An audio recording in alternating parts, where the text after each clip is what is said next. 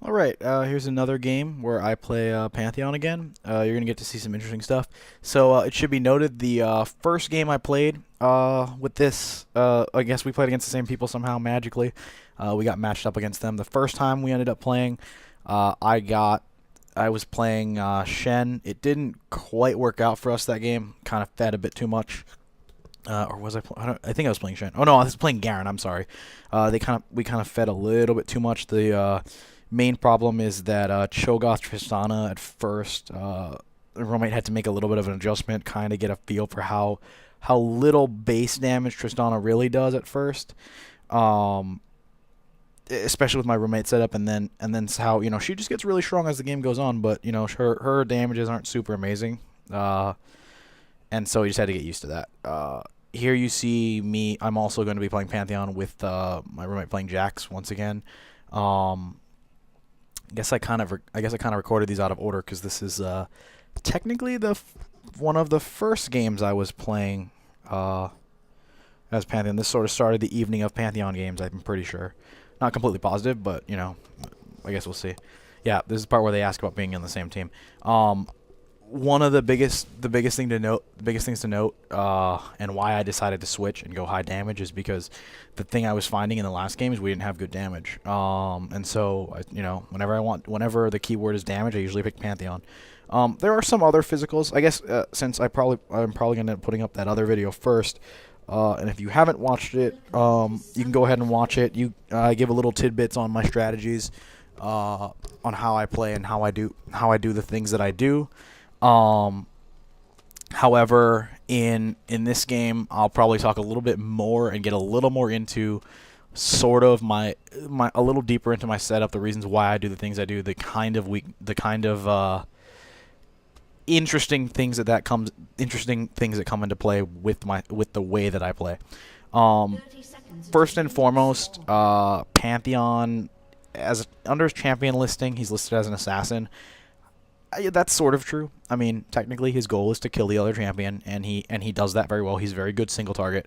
However, he has such a good setup as far as his defenses aren't super amazing, but he's pretty solid. I mean, he can block one physical attack, which for some people doesn't matter. I really like that move. It's one of the reasons I play Pantheon. It's one of the reasons why he's such an interesting champ to me, because he has this really strange defense, which is super unhelpful most of the time to most people, they'd imagine, but I find it extremely helpful because it blocks things that I never think would happen, stuff like that. And so this is kind of a funky game. They've got a Lux mid. I wasn't sure who I figured they were gonna mid. Oh, I figured they might mid the Tristana or the Mord. Or the Lux. It was one of the setups. So we have Tristana and a Mumu here. So the first thing I do is I always check the defenses of the people that I'm playing against, which I don't know why, but for some reason I can't see what's oh, there we go. Now I'm seeing stuff. Tristana, obviously 24 armor, 36 magic resist. If I can just click on the Amumu, that would be really awesome. However, it's not letting me. I'll just hit tab. Okay. The Amumu has a Dorn shield, so he's got a little bit of armor. I know that. He's probably extremely tanky. For some reason, my mouse is just not working in this game. So you see me kind of throw a Q at him to gauge his defenses. He's got a 37 armor, so he's got a lot more armor than the Tristana has. Fortunately, right now my low replay is kind of failing me, which is always fun. It's always fun when you can't click on people because it's not letting you. So this will make the commentary on this kind of fun. So I know to peg the Tristana. However, I also realize she has on her exhaust teleport, so she doesn't have a solid escape mechanism. But I know that she'll use her jump to escape. I make sure that my roommate understands. He knows that Tristana can jump, but I make sure he understands that we have to burst her down. Like, if we focus her, we have to make sure we can easily kill her. This gets to be one of those games because basically it's a rivalry now. We have to beat these guys and crank them because we lost the last game, and it is what it is. So we realize we need to put a lot of damage on them, really hurt them, and show them that we can beat them. Prove that their win, honestly, kind of a fluke. So we need to basically crush them. put so much damage on them, it doesn't matter. So the one thing I was saying about the counter, I counter Tristana very well in that I can get my shield back pretty quickly. It's 4 attacks or 4 abilities, any of the 4. So there you see it's back again. One thing you'll notice is we're being really careful about where we stand, trying to stay away from anywhere the Amumu can stand. Here you see the Tristana press up. One of the things I'm trying my best not to do is to not stand in a position where I'm standing in a position where I'm completely open to the Amumu for too long. We know where Amumu is. We know how it's set up, and so generally what you're going to see is I'm going to try to try to keep hurting this Tristana. It's a little bit harder because she's staying really far back, which means she's probably out of experience gain completely. I'm pretty sure she's not catching experience. She's trying to catch experience on her forward minions, pretty sure. But, sometimes you do that. So I get really close to this Amumu. Honestly, I really expected him to bandage toss me. I make kind of a grievous error there. But, he doesn't make me pay for it, so that's fine. Here you see me step up, which also, if he was really paying attention, he'd try to block off. This Amumu generally isn't playing as aggressive as I feel like he could with his setup and with his partner. Because what does he have? So he's got Flash Ignite. Honestly, in concert, they can probably put some nice damage on us. But, they don't. So here you see the stun, the shot, the Ignite. She's dead. That's exactly how it goes down. Basically, it's the same strategy I said in the last video. It's the exhaust Ignite combo plus the Q plus the whole focus. That time, I don't think I caught the exhaust right away, so I didn't get my full damage on it. But that's fine because my roommate knows to focus, and we hit it.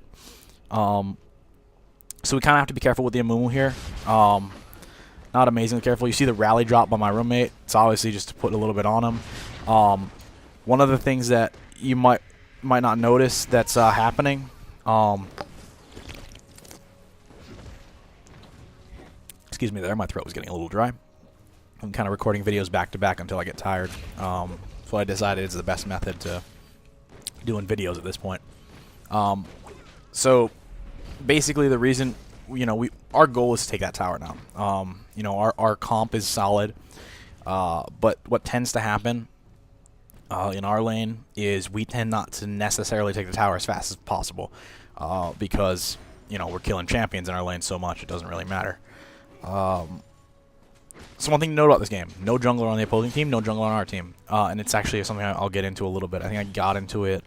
I may have got into it a little bit last game, probably not. Our team doesn't usually need a jungler, if that makes sense. One of the and this is a weird one, and I completely understand why a jungler is extremely necessary. But the reason our team doesn't tend to work with a jungler is because of how good our pressure game is and how hard we try to hit people. And that's a deficiency. And when we take it seriously and we play really, really serious, we will bring a jungler if we think it's necessary. The problem is our mid is extremely aggressive. My roommate plays an extremely good and aggressive Kennen. Yeah, apparently my mouse is just not working on this. Plays an extremely good and aggressive Kennen, so he is going to just try to put it on them. And so having a jungler doesn't really help because he tends to be a bit far forward. He tends to really be playing as best he can to just take out the other champion and then, push the turret after that. And that doesn't work with a jungler for the most part because it means he's got to back off, play it a bit more cautious, and just generally not be able to do what he can do. And so, that's fine. We have a comp that's a little bit funky that way. But it works. We haven't really lost any serious games. Also, the other thing is if your solo top's not very good, we'll kill your solo top. It's one of the biggest things that tends to happen is we can kill the solo top very easily if we try really hard. Unless their solo top's really cautious, doesn't really mind it. We can't. We might not be able to easily kill him. But so there you see, we're starting to actually see the Amumu bandage toss. I'm watching to make sure the Amumu's probably close to 6, probably not quite, but he's gonna get there. And that's when he can really make a serious play on us. He doesn't have to actually bandage toss that close to us. He has to bandage toss reasonably close, but not as close as as anyone would assume. So you can see me just kind of normal hitting stuff. I'm normal hitting to try and get back my stuff back. Yeah, one of the biggest problems we had this game was honestly that Cho'Gath Tristan is not the best combo. To be honest, they don't really lane well together. We were finding just because it's very hard to nail your shots as Cho'Gath. You both need the farm, and so it's just generally a bad combo. Yeah, it is what it is. So this time the Tristan is playing extremely cautious. She understands that I'm trying to focus her, but you know they're doing this weird east-west. They're doing this weird thing where one stands far to one side of the lane, the other stands far to the other side, and I can constantly cheat up and catch them. It's one of the things. Like I'm also constantly keeping this wave between me and the Amumu, which is the other thing. One of the key factors to why, if you're the tank, it really matters your position, especially over anybody else's. Here, I get caught. I think he ults. You see him ult. I get snared. You see me immediately focus her down. We just immediately jump her, throw shots on him. We kind of back off because, you know. But anyway, that's a failed jump.